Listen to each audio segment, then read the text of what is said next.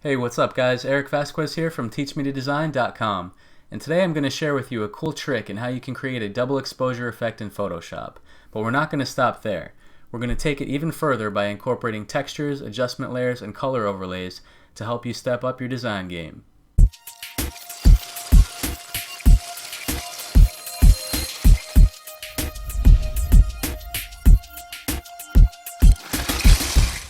Alright guys, so in this tutorial we're going to be doing some double exposure effects in Photoshop. Now you may have seen this effect. I'm sure you probably have actually. It's been quite popular in the last year or so, maybe more, but it's a pretty cool effect that you can see used in a wide range of stuff. I mean, it's great for posters, album art, especially you've seen it an animated, motion version of this in shows like True Detective. And I also think that Boardwalk Empire uses this effect, which is pretty cool. So you can see on my Pinterest here just how much of this stuff there is out there. And I just wanted to show you guys kind of how to go about creating images like this yourselves, because it's in demand, and I think it's a good trick to add to your arsenal. So what you want to do is find your image first and then create a cutout of that image. Which I've already done here. I've already got a nice silhouette going, with the hair and everything like that cleaned up pretty well. Not, extremely precise, but I'll leave a couple of links in the description to some of my other videos to show you guys, just different ways that you can create these silhouettes and everything like that. I didn't want to spend too much time doing that in this particular video. So once you have your silhouette, I'm just going to merge it so it's on one layer by itself, because in this folder I have like the hair kind of on a separate layer using a calculations method. So but as I said, I will show you guys that method that I am using in the description below. So the first thing we're going to do is come down to our adjustment layers menu and choose black and white from the adjustment layers, and then just make sure that it has a clipping mask, which you can do by holding the Alt Option key and just moving it between your two layers and clipping it. Or you'll see here actually in the bottom of the black and white adjustment layers properties, there's a little folder with that downward arrow that indicates a clipping mask. So what I'm going to do first is actually change the blending mode of the black and white layer to overlay, and that's just going to give me some extra contrast. And then we're going to add another one below that layer and just leave that on normal. So now you'll have your regular black and white and an overlay layer to really pump up the contrast. Now select your silo layer one more time and click on levels. We're going to move this up a little bit, and we just want to try to get a good amount of contrast in this image. This technique works really well if you have images that have larger areas of black, because these are the main areas where your other images are going to be showing through. So once you've done that, grab your silo layer as well as all these adjustment layers by clicking, holding down the Shift key, and selecting the others, and then press Command G to put them into a group folder. Okay, and once you've put these into a group folder, I'm just going to call it B and W, so it's black and white, right? Okay, so from here, I'm going to come over to my folder where I've got a couple of different images. I've got like a swamp, power plant, and like a warehouse and stuff like that. So the first thing I'm going to do is just open those up here, and we're going to drag them into our document. Okay, just going to move them to the side so I can see what's going on here, and just go ahead and bring each of those into your file. And you can use any kind of images you want. I just tried to pick something kind of interesting and was feeling pretty inspired by True Detective, which I've seen for quite a while, and I know a lot of people are pretty into this show. So anyway, I'm going to take all these photos and put them into a group folder and just call them textures for now. And then I'm going to open my B&W layer where I have the silo and hold down the Command key and click on that layer, and that will indicate your active selection. Alright, so that's going to basically allow you to use your silhouette as a mask, which we're going to then with our textures folder selected, click on the add layer mask icon down here. So now you'll see if I turn off the B&W layer, I've just got the outline of my image where I can see all these textures. All right, and you can move them around inside and everything like that. And the first thing that we want to do here actually is kind of look at some of the different blending modes, right? So you can play around with the placement of the images, and you can quickly scroll through the different blending modes by holding down Shift and using the plus and minus keys on your keyboard. So that's going to change up the blending mode to give you some different options. All right, but first I'm going to take maybe this picture of the marsh and just do a free transform, Command T on the keyboard, and then grab any of the four corners and hold down the Shift and Option key at the same time to make that larger. And that's just going to expand it from the center as opposed to one of the four corners. Okay. So from here, what we're going to do is add another adjustment layer, black and white, and we're just going to move that to the top of our textures for now. So that way everything will be in black and white. All right. So you see I've got this marsh. I'm going to see how that looks on multiply, and starting to blend that together with the other image below. Right? I'm not totally sold on it yet, but I'm just trying to find some areas of interest, right? Because when you're designing anything, you have to think about what areas are going to have the most detail, what areas do you want to stand out to create a sense of hierarchy in your design.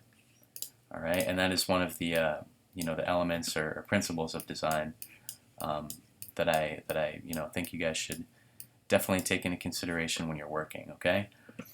So from here, I'm actually going to add a layer mask to this, and then grab my gradient tool and make sure I have a solid black to transparent fade selected like this. Okay, and then I'm just going to click and drag from the bottom up, and that's going to fade out this power plant image into whatever image I have showing below. Okay, and again, I'm just trying to keep a good amount of contrast in the image for now. But also playing around with the size and positioning of things. Okay, and I want to see how this layer looks on top. Maybe hard light or vivid light is actually kind of cool too.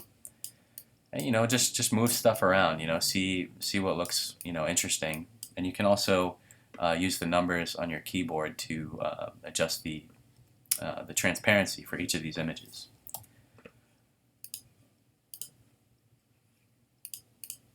Alright, so now I've got multiply. I'm going to tone it down to about 50%. And I've got this marsh on the bottom still. I want to see how that looks if I move it to the top. And then maybe change that to screen. Or even, let's try lighten. Yeah, something like that. It's starting to look pretty cool. Okay, and you can just turn the visibility of these layers on and off as you're working so that you can just see what's happening here. Okay, I'm actually going to move this one back to the top again because I like having this contrast here in the face. And if you apply a layer mask like this where you're fading it out and you want to be able to move the image around, you can just unlink the layer mask and then move it around freely without affecting the fade or the transition that you have. Alright, so I'm going to go ahead and just make this image a little bit bigger and position it somewhere around there. Okay, and then from here, you now have your textures. I'm going to turn the black and white layer back on and bring it to the top, so now it's above the textures. Okay, and it's already desaturated, so I'm going to just play around with the blending modes here. And something like screen or lighten looks pretty good. Alright, so now again, you can see as you begin to move these textures around kind of what's happening in the image. You can't really see that one too well, but these others are creating some nice textures in here. And you'll notice, as I said, it has a lot to do with the darker areas of the image, because in these lighter areas you can't really see what's going on too well, right? So I'm going to make a duplicate of this B&W folder here and move it back down below the textures like we originally had it. Okay. Now from here, you can actually blend out some of the textures, but instead of doing that, we're going to come up to our top layer, add a layer mask, and then paint out some of the lighter areas of the image to reveal the textures below. Alright, so I'm just using a light brush, a soft edge brush with a solid black fill. And at the moment we have this kind of like large area in the center, which is not that interesting at the moment, so I kind of want to fill that in and try to make it a little more a little more interesting like that. Okay, and you don't want to go too crazy with it here, but it's all about, you know, finding that composition, you know, something like that. All right, but now I've actually lost some of the contrast that I had here in the original image, so I may end up abandoning that swamp shot if I can't find something, you know, a little more interesting to do with it. You know, you don't want to have something there just for the sake of having something in there. So what I might do actually is add a layer mask to it and blend it so you get something like that. Alright, so now we're getting somewhere. Now the last thing I'm going to do is bring this layer back to the top and just change it to pass through. So you've got your original layer, and I'm going to add a layer mask, but this time when you click the layer mask, hold down the Option key. Alright, so instead of filling it with white, you're actually filling it with solid black. And now you can use your white brush to paint in some of the detail as opposed to removing the detail from your image. Right, and I'm just going to go around and kind of see what it looks like to bring in you know, different parts of the original. Right, and it's nice because everything is, you know, nice and organized. It's in your folder already, so you don't have to worry too much about messing things up. Right, but just experiment and play around with this a little bit until you find, you know, find your composition. Right. I'm actually going to go ahead and bring the texture back in over here. Right. Maybe just keep the facial textures a little bit more subtle, and then also blend out some of the texture up here, just because it's a little bit heavy. Alright, so you see now we're starting to get somewhere. Okay, so I'm going to come to the top of my layers palette and add a levels adjustment layer. So this way I can come back in and play with the contrast of the overall image a little bit more. Alright, and I'm just going to bring the lightness and the darkness sliders in towards the middle. Okay, and just kind of toggle these layers on and off so I can get a good look at everything. And this is what it looks like without the textures on at all. Alright, so again, it's kind of this middle area that's bothering me a little bit, so I'm going to turn that off, and just try to, you know, come back in here and see what I can do to help this out a little bit. I might actually add a levels adjustment layer just on that one texture to see how that looks, to bring that bring some more detail back into that. Yeah, there we go. Alright, and now you can see just by, you know, using the light opacity brushes and playing around with some of these textures that we're starting to get some nice effects here. So the next thing I'm going to do is come back to my folder with my images, and I'm going to grab this kind of like abandoned warehouse type of image here. And I'm going to use this just as a nice background, like a very subtle texture, just to you know, have some context for our image here. Alright, and what I'm going to do is come into my original silo layer and use that selection, invert it, and that way the texture won't be messing with anything that we've already set up. Alright, and from here I'm just going to lower the opacity down to, like, you know, 10 or 15% maybe. Add a black and white adjustment layer above it so that it's, you know, kind of faded out. Then I'm going to grab both of these layers and just put it in a group folder called background.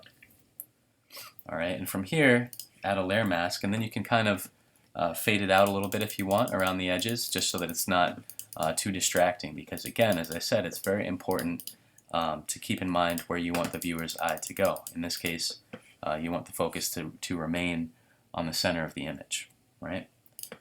So now we can kind of get into the coloring of this a little bit more.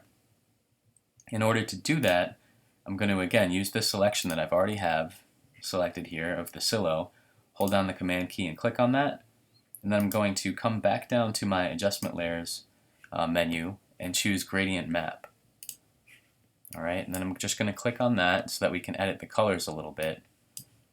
And I'm going to start to play around with some of the colors in here that we have. Alright, maybe add some grays, some blues, just to mix it up and kind of set a mood a little bit. Right, and we can always modify this, which is great. You know, you can add points, take points away, pretty much anything, you know. And that's actually looking kind of cool. I'm not sure about this peachy color yet, but I'm just going to experiment and see maybe like a mid-brown or something like that. Alright, so now I've got 2, 3, 4, 5 colors in here. A solid black, we've got a dark brown, we've got this kind of grayish color here, like a mid-tone gray, a slightly pale blue color, and then a solid white. Alright, and it's only affecting you know, the inside of our image here. So now with that, you can again come in and play around with you know, the blending modes like I was suggesting before to find something that looks good and suits your image. Alright, so I'm just kind of going through, taking a look at what each of these blending modes looks like until we find something that we like. Hue, saturation, color, luminosity. You know, I might actually end up leaving it on normal. Normal actually looks pretty good, I think. So I might stick with that for now. But you can always come in and, you know, tweak that later if you're not happy with the colors. Alright, so again, I'm going to come to the texture folder. I'm actually going to brush a little bit of that out on the bottom here. And that's going to, you know, reveal some of the original image again. So I'm just kind of experimenting with that. But you'll also see it's starting to bring in some of the background, which I did not want to do. Alright, so I'm just going to undo that, make sure I have my selection here, and then fill that in with white so that I get my texture back. Okay? And again, you know, continue to check in with your different folders here, you know, see what's happening with your image, and just trying to find, you know, balance. Alright, I'm going to create a new layer on the very top and just use a large white soft brush to now kind of ghost some of the edges, right? So I'm just kind of overlapping where there's some harder edges and painting with a soft white, right? So that's going to allow me to soften some of these edges so that it's not quite so distracting, okay?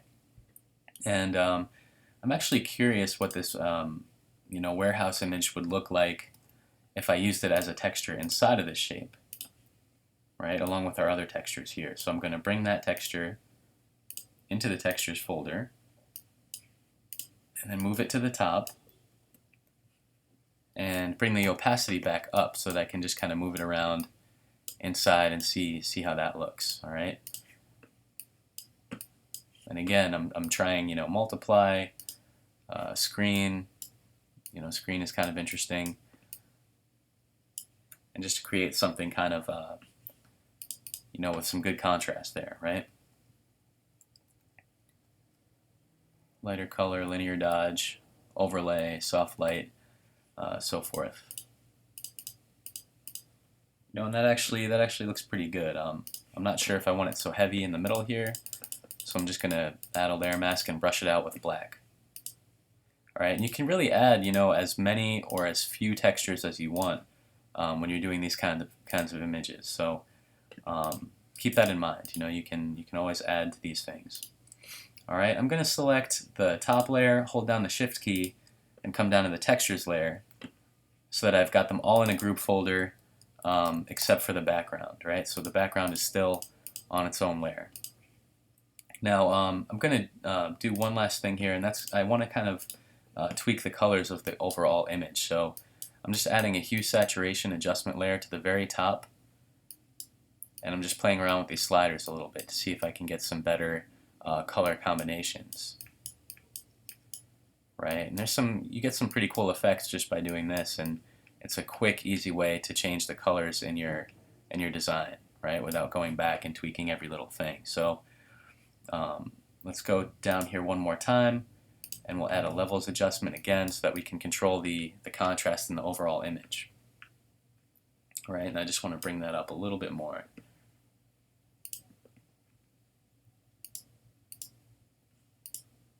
All right, so you guys can kind of see what's happening here in these different folders, and that is, pretty much the idea, behind this technique. And you can kind of dress it up a little bit, add some stuff to it. If you want, you can always come and add some more texture to the overall image to help it out. And it's just about kind of creating a mood and a feeling,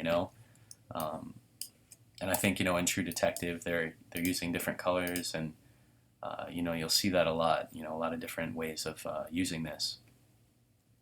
All right, so all I'm doing here is adding this texture layer to the very top of the layers palette, and then I'm changing the blending mode to multiply, and I just added a black and white adjustment layer, which is clipped to the texture layer, right, so that it's only affecting the texture. And then I just lower the opacity to about 20%. All right, and you can also maybe come in, you might want to select a color from your main image and see how it looks having, some of that spread throughout, just to add little hints of it here and there, which you can do easily just by adding a new layer and, using the gradient tool to kind of bring that in from the edges, just to add little changes in value and tone and things like that.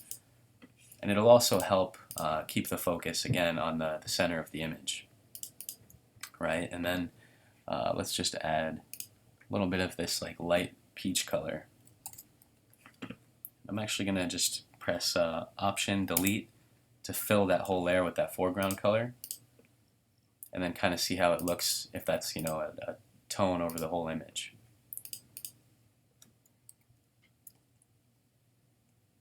Right, and just trying it on overlay, soft light maybe. I don't want to overdo it, so I'm going to knock the opacity back down. Maybe to just 10% or something like that. Alright, and yet one more way that you can kind of trick this image out a little bit, or add some more to it, is if you want to make it feel kind of unified, you can add a consistent color to the whole image. So I'm going to come down to the adjustment layer menu and select solid color. And now this will be on the very top of our layer stack. So let's try a color like a nice warm orange, right? And then again, we will just kind of play with the blending modes here and kind of see what looks good. Alright, so something like that I think is pretty cool. Hard light, vivid light, and you can adjust the opacity of that layer as well. Even exclusion, creates a pretty cool effect. It's kind of giving you the complementary color, which in this case would be blue.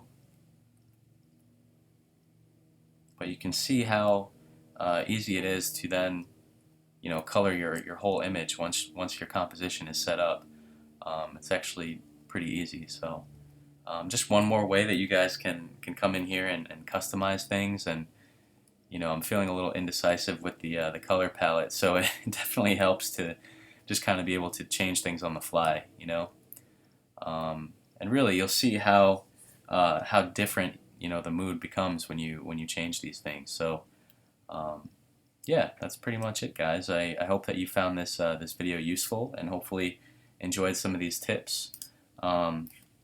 If so, I encourage you guys to check us out on YouTube and subscribe on there, and also give us a thumbs up, and be sure to sign up for our email list to let us know how we can help you design better.